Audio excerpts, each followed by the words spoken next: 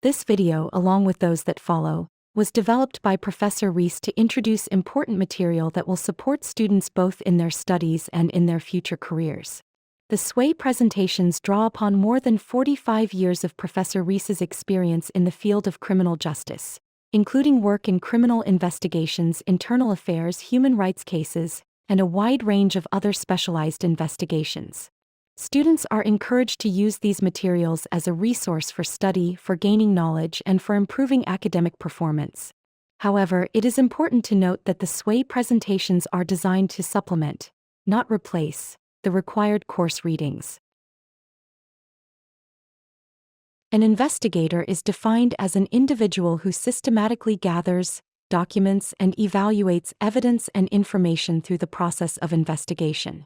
The most fundamental purpose of criminal investigation and forensic science is the discovery of truth. By making this purpose the cornerstone of their work, investigators remain faithful to both their oath of office and the ethical standards of their profession. Beyond the pursuit of truth, the investigative process encompasses 4 additional objectives: to establish that a crime was actually committed, to identify and apprehend the suspect or suspects, to recover stolen property, and to assist in the prosecution of those charged with the offense.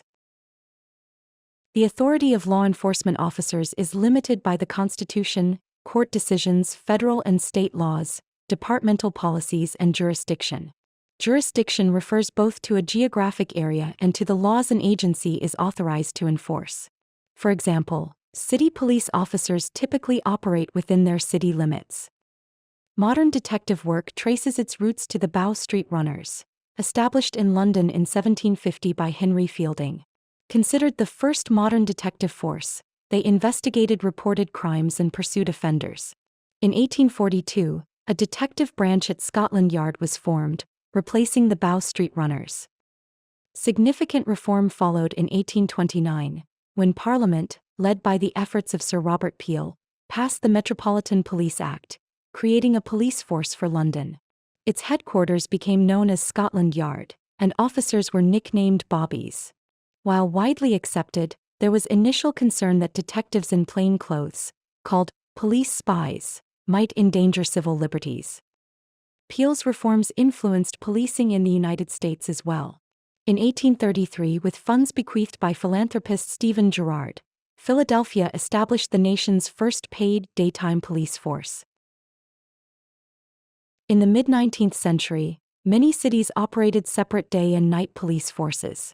This changed in 1844, when New York passed legislation to establish the first unified police department in the United States, which began operating the following year.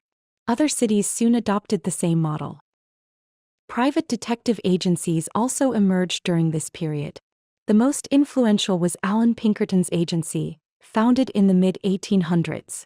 Pinkerton detectives gained national prominence and became a model for private investigative work.